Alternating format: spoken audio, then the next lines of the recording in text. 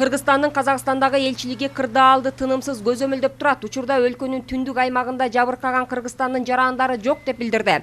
Кыргызстандын Казакстандагы элчиси Дастан Дүйшөкеев айтымында элчилик Кыргызстан жарандары менен диаспора аркылуу да үзгүлтүксүз байланышта. Биз алар аркылуу байланышып, коопсуздук чаралары боюнча сунуштарды берип жатабыз.